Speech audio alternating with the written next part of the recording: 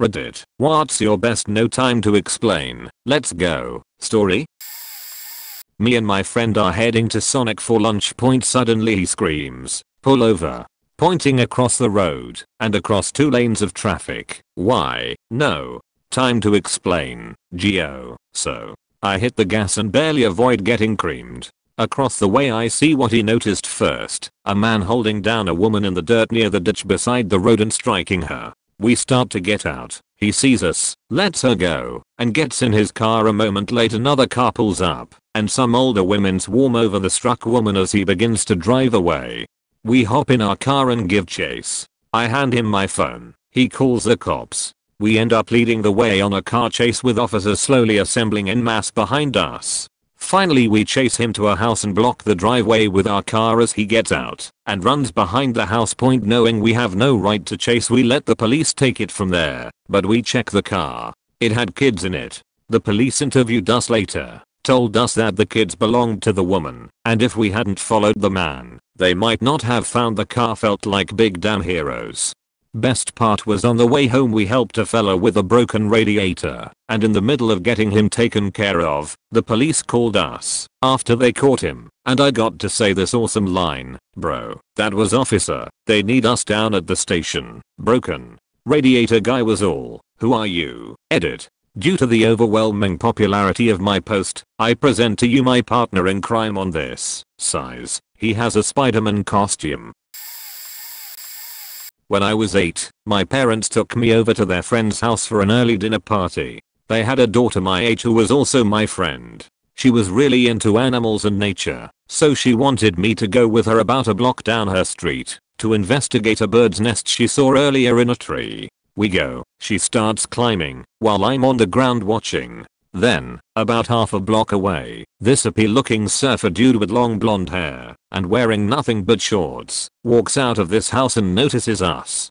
I notice him for about 2 seconds and then look back up in the tree at my friend. Next, I hear a loud whistle, and when I look back in the direction of the surfer dude, he has his shorts down around his ankles with his willy whacker out in all its glory. I yell, "Run!" My friend is clueless, but somehow she manages to jump out of the tree, and we run back to her house as fast as our pint-sized legs will carry us. Luckily, my dad and her dad were right inside, and when I yelled "There's a naked man chasing us," they were outside almost immediately. They find the surfer dude standing right in front of their driveway. I remember my dad saying, "Hey man, are you pulling your pants down in front of children?" And the guy responding with something like "Fuck you, man," and then walking away. The amazing thing is that we called the cops and they came over to file a report, but they recommended not pressing charges because the guy knew where we lived and might seek revenge. This was back in the mid 1970s. I was at a house party over the summer that started going a bit south. So, my friend and I decided to just get in the car and drive home. We got to the car and were waiting for the third guy in our group when a very drunk guy came up with his red Solo cup of beer. We were friendly to him, asked him what he was drinking and all. He decided the best reaction to this was to throw the beer at me while I sat in the car. After this happened, I noticed a group of about 7 or 8 more drunk people ambling towards the car. They did not look happy. My friend decided the best response to this was to go to the back of his car, grab his shotgun and 2 shells. Oh fuck, he stood next to his car with the drunk bastard slowly approaching, yelled at them once, "Get away from my car," while loading the shells. They did not stop. He fired once into the air away from them, cocked the gun, and said again, "Get away from my car." About 1/3 left after that, so he fired once more, and the rest scattered. He had just fired a gun at a house party, twice. Oh shit, oh shit, oh shit. Our friend then came out of the house screaming, "No time to explain, let's go." We never went back to that house. TLDR, nearly drunk and brawl broken up by shotgun. So I had a job driving a taxi, night shift. I'm waiting in the cabin loop for my next fare when a native Indian stumbles up to my taxi, asks me if I want to buy some beer. "No thanks, pal." "You sure? I'll sell you a case for $15. Keep in mind I'm in Canada, and a case will normally cost around $40. I say sure, and he hops in and tells me to drive around the corner to the golf course. I'm skeptical, but I go for it. We arrive, and he runs into some bushes, and comes out with a 24 pack of beer. I laugh, pay him, and ask if there's more. Yeah, if you buy 10 I'll sell them to you for $10 bucks each. I gave him $190 more. He runs towards the bushes, looks back at me, and yells, well ya gonna come help me with them, or what? I follow him to the bushes. There is a skid full of cases of beer. We take 19 more, and load them into the back of my taxi van. I get the nice gentleman's phone number for next time, and we say our goodbyes. Fast forward 15 minutes. I've driven home. It's 3 AM. I was living in a house in a row of townhomes. Neighbors surely hear me pull up, open and slam my door. I run in, wake up my roommate, and yell no time to explain, let's go. He rushes downstairs, puts on shoes, and follows me back to the cab. I open the rear doors and his jaw drops. Where did you find this? No time to explain. I respond. So here we are, my half-naked friend and I running 20 cases of beer from the street to my house at 3 AM. I'm amazed that no neighbors had awoken and looked out their windows and called the phone number on the van. Point when we finish, and I had time to explain, my roommate gave me $200 and we went and got another 20 cases, this time from a skid hidden behind some trees at a park on a local lake. Point TLDR, bought 20 cases of beer from an Indian. Woke up roommate at 3 AM to help rush it into our house. We built a wall between our kitchen and living room with cases of said beer. Camping at a friend's house with my wife. He had a glorious stretch of land, and we had a tent, a nice little campfire, and had just finished dinner with leftovers sitting on the grill. We hear coyote howls about a mile off, and think with the smell of food in the air, maybe we should pack up and head back to his house for the night. He'd brought his antique military jeep that had no suspension to carry the gear, and in case we needed emergency transportation back to the house. In the middle of packing he screams, get in the car, now. I hop in the passenger seat the same time he gets in the driver's side. The jeep starts moving as I swing out and pick up my wife with one arm and slap her down on my lap. Oh yeah, I forgot to mention she's blind. Point driving down an extremely bumpy dirt road with no suspension at 30 miles an hour. All that I could think of was a scene in Jurassic Park where the dude in the back is saying must go faster. The coyotes were chasing us. We rolled up to the house. I guess they didn't like the lights or the smell of civilization and left. Point the next morning. They had gone through the entire camp and paw prints were everywhere. Turns out my friend had seen a pack of shiny eyes charging us the previous night. Point we were lucky. I was on a sales trip with 2 other dudes and we went out drinking. Anyway, one guy had had enough around 11 o'clock and went back to his room. Me and the other moron continue drinking, which culminates in us getting kicked out of a wine bar at 2 AM. So we head back to our hotel. On the way down our hallway, my coworker decides to knock on our other guy's door and fuck with him about leaving so early. When our other coworker opened his door he was super pissed, but really drunk coworker shoots past him and into the room, at which point they start arguing. So I leave and go to my room.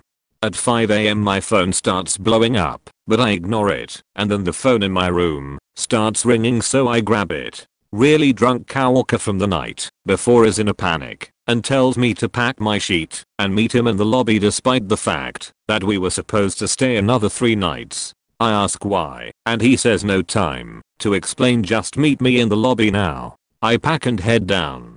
Once in the lobby, he tells me that he apparently passed out in our other guy's bed, and that dude got pissed and called some hookers and left the door cracked for them and then switched hotels. So really drunk guy wakes up to 2 black hookers who want to party. He has no clue what's going on and tries to explain that he didn't call them. Well, now the ladies just want to be paid for showing up. Really drunk guy refuses, so the ladies leave to go get their pimp so he can settle the matter.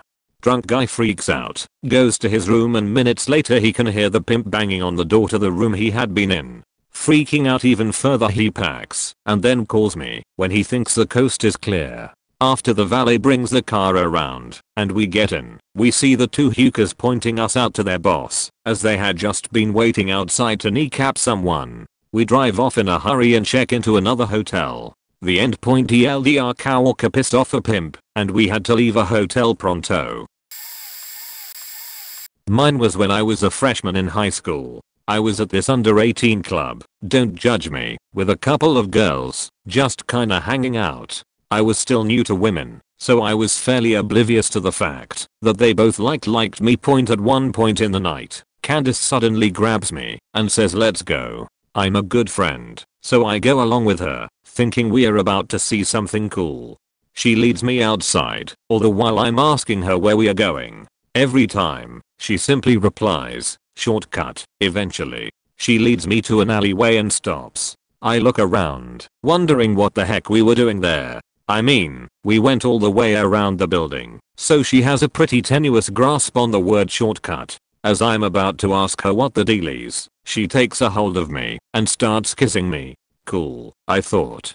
A girl likes me. After a few minutes of this, we go back into the club and don't speak of it again. That was also the last night we really spoke, for about 3 years. I always thought it was because I was too shy to ask her out. That may have been the case, but, as I learned, when she started dating a friend of mine, it was also because I was a pretty bad kisser. I started dating someone long term after that though, so I did get better TLDR. Suddenly, McKeats.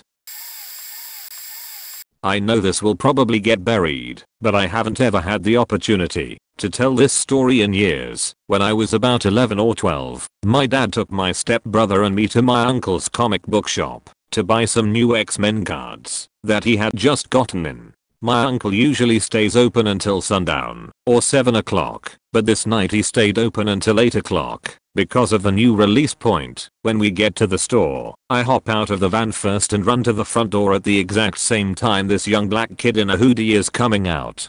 We do that little shuffle dance where you don't know which way the other person is going. He took off to the left, I went right. I looked for my uncle, calling his name. Hey Mike. Mike. I didn't see him. The kid I ran into turned around and said, oh, Mike's in the back. So, my brother and I ran to the back storage room to look for him, excited to buy our new cards, and my dad meandered around the front point. A few seconds later, I hear my father yelling, get out here. Now, get in the faking car, while motioning for us to hurry up.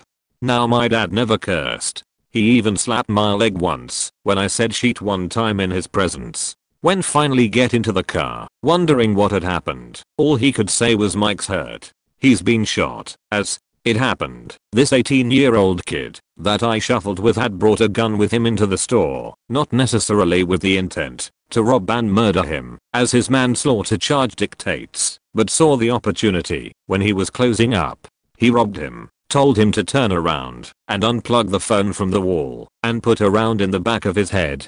After he left the store, he took off down the street, barefoot for some reason, and threw his gun into a nearby creek. By the time the police caught him, he had dropped almost all the cash he had taken and carried only a $20 bill. All in all, he murdered my uncle for less than $200. I was brought into the nearby police station, put in this colorful room with toys and teddy bears, and gave a physical description of the guy. With my and my father's statements, the kid got 10 years for manslaughter. Admittedly, my father still hasn't recovered. I'll keep this army story brief. My platoon was out on a bridge recon in support of a larger route recon operation. We had been sent to a simple beam bridge on a road that came down from the mountains and intersected with the main route point. We parked our small convoy out of sight about 400 meters away from the bridge. Our LT, between being on the radio with higher, quickly tasked the platoon sergeant with establishing 360-degree protection via a perimeter and to take charge of the bridge recon report point. My squad was ordered to aid in the report. Our other 3 squads were sent out about 400 meters, spread in all directions to establish the perimeter, with a focus on the far side of the bridge's security point. Fire Team Bravo began measurements on the deck, while my fire team began evaluating the width of the abutments. About 5 minutes in, the LT came sprinting towards us yelling, stop what you're doing, follow me, faking hurry. We did just that, following him back to our concealed convoy of vehicles. He led us straight to one of the 2.5T trucks. Our RTO was in the back already. When we got to it, he jumped in the back as well, and they started handing boxes of C4 to us. The platoon sergeant was coming up with Fireteam Bravo as the RTO handed me a large coil of det cord. LT started to explain that we just got a frago, our mission is now hasty bridge demolition. Detonation on Hire's command point or FAC point. A few of our guys were sent to update the squad leaders on the perimeter with the situation and to make sure everyone was well concealed from the road and had cover from the bridge. My team ran back to the bridge with our demo supplies, generally a no-no, but we didn't have any blasting caps, they're pretty unstable, demo knots for the win. We eyeballed the demo calculations for the abutments, multiplied by about 5, then tamped our C4 as best as we could on the quick. Sapper knotted onto a double ring main, then lead both with shock tube into our MDI then M81 initiators. The platoon sergeant went to go check on the perimeter and took his battle buddy. I just laid concealed next to the detonators behind some rocks for cover with my battle buddy. We were shortly joined by the LT and RTO point. We had been hunkered down for what felt like hours. I had started rummaging through my cargo pockets for some more goodies when the LT got hailed by Hire. Prepare to detonate within the next 5 minutes. My stomach knotted. A mounted enemy patrol will be crossing your AO. Make sure you time your detonation accordingly. My jaw dropped. This is some faking John Wayne sheet, I exclaimed excitedly, trying to mask my nerves. Within a few minutes, we started hearing the low hum of vehicles approaching from the direction of the mountains. The sound steadily grew louder as they came into view. It was a small convoy, ragtag cars and a pickup filled with men in the back, all traveling tight. This was our enemy patrol. When the first vehicle began to cross the bridge, my battle buddy and I picked up an initiator each point. We toasted. To us, we did all but clink the detonators together ceremoniously. LT rolled his eyes. About 5 seconds later, he shouted now. There was a slight delay. It seemed longer than it should be. A thick cloud of smoke and flying chunks of metal and concrete came raining down. We assaulted through the objective with our close side perimeter security. Everything went to plan. After conducting our top actions on the objective, we mounted up and headed back to our company's location to further assist with the route recon. I don't think I've ever seen Arco prouder than when we met up with him. He had a sheet-eating mic. It just banged the prom queen grin on his face. TLDR. Order changed mid-mission. Hastily blow up a bridge with bad guys on it. When I was a sophomore at University of Maryland, I was walking into a football game. Being a large university, the security is very strict and there were cops and the like everywhere. As I'm walking and I hear a woman let out a bone-chilling, yet cliche "somebody save my baby." I see the baby is blue in the face and a man is grabbing the baby. I immediately ran out of the stadium because I knew there were cops all around the outside. I run over to a cop and grabbed him, saying, "You have to help. This kid is dying," he yells to a few other officers, and I sprint back in with about 6 cops running behind me. One of those rented security people sees me, average college guy, getting chased by 6 cops at full speed running toward the entrance. He tried to block my re-entry, so I literally checked him to the ground and ran past him. Get the cops to the child in time for the baby to be resuscitated and survive. I melted back into the crowd and proceeded to enjoy the game. The cop I grabbed was hailed as a hero and awarded a commendation. I was just happy because the baby survived. I didn't do much. I just did something when no one else was. Here's the article on the incident. They get a few details wrong. I wasn't stadium staff, just a student, but you get the gist. Also, the man grabbing the baby was her husband. I was tripping on shrooms with my buddy and his gangster friend. I'm drooling and giggling and kind of lolling around while they are having some intense conversation. They reach a sort of crescendo where my buddy is like, "Look in my eyes, man, it's me, it's okay," and gangster friend is just kind of losing his shit, rocking back and forth with his hands over his mouth, and then says, "I gotta wash my face," and gets up and goes to the bathroom. Immediately my buddy jumps up, opens the window and leaps out while urgently saying, "Go, go, go." I was clueless, but had made it through a few crazy situations with this particular buddy, so I just followed his lead. It is pissing rain out, neither of us has shoes or a shirt on, and we are sprinting down the road like crazy people. I kept looking back, to see what we were running from and didn't see anybody, so I finally got him to stop and tell me what was going on. Apparently his gangster buddy had accidentally slipped and told him about some ongoing criminal activity, and he thought that the guy was going to kill us to keep us from telling. I convinced him that we should go back to our apartment. Halfway there he got spooked by a car and jumped a fence, disappearing into some neighborhood to the sound of barking dogs, and tipped over trash cans. At this point I just said fuck it, I'm tired and you're just faking paranoid, and went home and crashed. Fortunately gangster dude didn't kill me in my sleep. I got woken up the next morning by a cop who told me I needed to pick up my friend from the station because he refused to talk to anyone or leave the police station until he saw me alive. Good times. Okay, I have one for this. My wife and I went to Scandinavia in the winter for our honeymoon. First Copenhagen, then Helsinki, then northern Finland.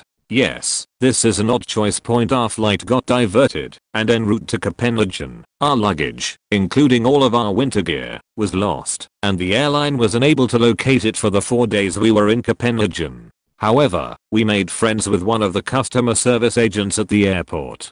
We returned to the airport on the day of our flight to Helsinki, still with no luggage, and dreading the Arctic cold we were about to fly into. Temperatures were in the single digits in Finland, but unable to do anything about it. Magically, we found our luggage at the airport that morning and went through security to our gate point. It was about half an hour before boarding when our friend from customer service on the other side of the airport ran up to us and said, "Follow me and don't ask any questions. We don't have much time, and there is something I must do for you." Then he led us through a series of back hallways in the airport to his office. "What? I'm about to tell you. You must tell no one else," he said. "In 20 minutes, our pilots are going to announce a strike, and all our flights will be grounded." This was in no way public knowledge. He put us on another flight to Helsinki with a different airline, and we watched in gratitude and amazement from the Finnair terminal as the strike was announced, and our original flight, along with every single other SAS flight leaving Copenhagen, was grounded. Point epilogue. We found ourselves in Copenhagen again a year later, and we went to the airport specifically to try and find our friend and thank him, but it was his day off. I'd AskReddit to pass on my thanks, but I'm pretty sure what he did was against company policy, and I wouldn't want to get him in trouble for doing a good deed for a young couple. A little over 2 years ago, I was in an abusive marriage. I had realized that the abuse was never going to stop and told my husband that I was going to divorce him. The next day, he acted as if nothing was wrong, and he had accepted that I was moving out as soon as I was able. He was working until midnight, so he wasn't home. Yet when I went to bed, I woke up later to my husband twisting my arms behind my back and slamming his head into my face. He kept me pinned down for what felt like an eternity.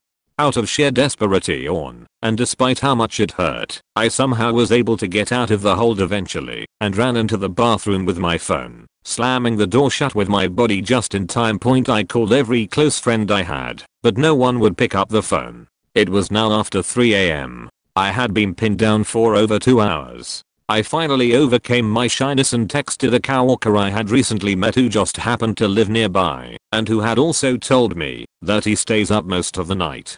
I texted, "Are you awake?" and got the response, "Yeah." Scared that my husband's efforts to pick the lock on the door would soon prove fruitful, I decided to take the chance and make a run for it. I shoved my cell phone into my tank top and calculated the location of my coat, shoes, and wallet. When I burst out of the door, my animal instincts took over. He threw me on the ground. I jumped back up. He grabbed my arms. I twisted away. I was able to grab my shoes and nothing else, but that was enough. I ran down the hallway barefoot and then into the snow and 10-degree Minneapolis winter. I hid by the building for a moment, putting on my shoes, and then ran to my coworker's apartment. Downtown Minneapolis is a scary place, even if you're not dressing in only a tank top and sweatpants at 3 AM. But I ignored the calls from random people on the street and kept running. Once I was outside my coworker's apartment, I suddenly became truly scared. What if he wasn't even home? I made the phone call. "I'm outside. I'll explain later. Please, Can you let me in? My coworker came downstairs a moment later, a bewildered look on his face. His reaction upon seeing me there, barely dressed and shivering in the snow, was simple. Jess, what the hell? 2 years later, I'm divorced and the happiest I've ever been. That coworker is the best friend I have ever had, and I'm so grateful to him for letting a girl he had just met into his apartment at 3 AM without any explanation. One day when I was about 12, my dad woke me up at my mom's house, they are divorced, really early on a Saturday, and told me I had to go with him, but wouldn't tell me why. It was very odd for my dad to be at my mom's, let alone wake me up and drag me out of the house, but I did, because he seemed really excited. So we drive down to the yacht club, where my family has a boat, still having no idea why I'm up and going somewhere with my dad at such an early hour.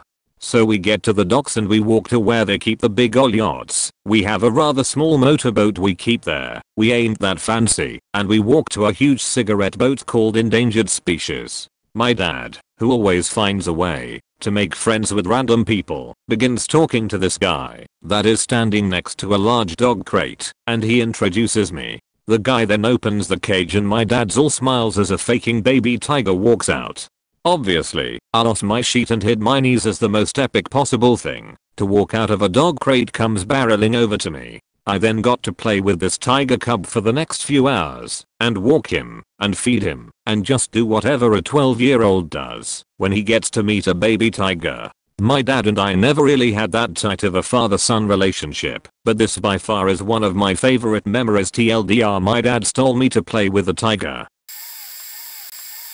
Okay, here we go. A few years ago, I was a group leader for a language school in Malta. Teenagers go there during the summer to learn English and party in the Mediterranean. So part of my duty, besides being a tourist guide, was to take a big bunch of 16 to 20-year-olds out to the clubs at night. Point Malta has a big party district called Paceville, which is basically one big square in the middle with small streets full of clubs and bars going in all directions. There are always some policemen and ambulances stationed at that square. We went to a big hip hop club near the big square called Havana, a slightly dodgy place. Not my idea to take the kids there, by the way. We went in there with 4 group leaders and about 40 kids. 2 of them a Turkish couple around 17 to 18 years old. The Turkish girl was really gorgeous looking, and her boyfriend was kind of a skinny guy that didn't look good enough to be a decent match for the girl at first sight, which often tempted men to try to get close with his girlfriend, even when he was around. The first hour in the club is pretty relaxed, no troubles, a good vibe all around. Point suddenly a big group of Italians from another language school come in there, and in a minute the entire place is way too overcrowded and everyone starts to get more pissed and aggressive. Not the Italian group's fault, they didn't act aggressive or anything, it was just the extra amount of people in there that made people pissed. 10 minutes later, the Turkish guy comes running at me down the stairs from the upper floor, dragging his girl behind him, looks me in the eye with this wild stare and shouts in his thick Turkish accent, "We leave club now. Very important. Let's go right now with everyone. No time. Come on. A little perplexed, I start gathering my kids, who luckily all were next to the bar at the lower dancer floor I was at. By some divine intervention I managed to gather them all really quick, and about 5 minutes later my entire group is leaving the club with no trouble. We get some 30 meters away to a Burger King next to the club, and as I start to confront the guy what that was all about, a whole bunch of policemen from the main plaza start to storm the club with big sticks in their hands. People run out screaming with blood all over their faces and clothing. Moments later even more policemen arrive, and an utter riot is breaking out right in front of our eyes. Then the Turkish guy told me what happened. Apparently some guy had just out of nowhere grabbed his girlfriend's tigs, so he punched him in the face. A Swedish guy who saw it and stood next to me told me that he had never seen a punch like that, and that the guy just collapsed in the middle of the club with a clearly broken nose. Seconds after that, people started to look for the guy who knocked him out, but he was already gone, and somehow the people looking for him had started a fight with some of the bouncers, who in return thought that they had knocked the guy out. This ended in a massive brawl with hundreds of people involved, several dozen injured people and loads of arrests.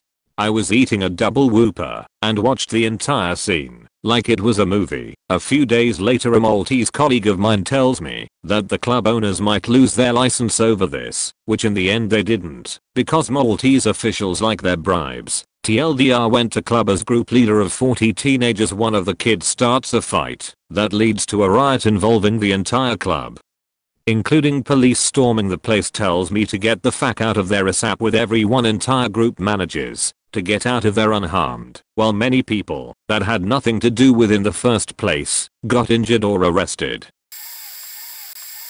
There I was at a house party. I'd recently sworn off drinking due to getting alcohol poisoning at the last one, so I'm easily the only sober person there. I had wandered onto the front lawn and was chatting up some folks when I saw a guy get out of his car and angrily flag down a bike cop. Once the cop had stopped, this random guy started gesturing wildly and using very aggressive body language. My brain began turning this scene over. Why would a guy in a suit be giving a cop sheet? I blinked and saw them. The house was at the top of a T intersection. Down each of the 3 streets sat police cars, police and 2 paddy wagons gearing up for the raid. The man in the suit was an undercover cop who was trying to get the bike cop out of there before he blew their raid. I ran inside, grabbed every person I knew, and said, ditch your drink and come with me right the fuck now. Luckily I had a bit of a reputation and only one of them questioned me. My response was, if you stay, what happens next is on you. His eyes got big. He turned to the girl he was talking to and told her he had to go. I found our host and said, hey man, this was a great party, but the cops are forming up outside and I gotta go. My friends and I booked out the back and ran down some alleyways, only to run smack dab into a lone cop who must have been left to watch these same alleys for hours. He looked us up and down and asked where we were headed in such a hurry. I said, why officer, it's whatever time it was, the 7 to 11 up the street should be getting ready to restock and we are off to see if we can get some free donuts. He laughed, thought about it, and wished us a safe journey. And that is a story of how I kept about 20 people from getting kicked out of college for underage drinking. Not long after graduating high school, my buddy worked the late shift at a local gas station. Because we were night owls, a bunch of us would end up hanging out there, enjoying free coffee and sodas and just shooting the breeze. Because of this, we got to know some of the local late shift cops who also liked to come in, drink free coffee and shoot the breeze. These cops were not bad dudes, they were just a little bit rowdy and unhinged. One night, we were chilling outside the gas station and introducing one of our newer friends to the guy that worked at the gas station. A cop car rolls into the parking lot with its windows up, so we can't get a good look at who's inside. We are trying to figure out if it's one of the guys we know when the window rolls down a couple of inches and a gun barrel slides out to point at us. We hear pop pop pop and scatter. It was a couple of the cops we knew, and they had just fired on us with a paintball gun.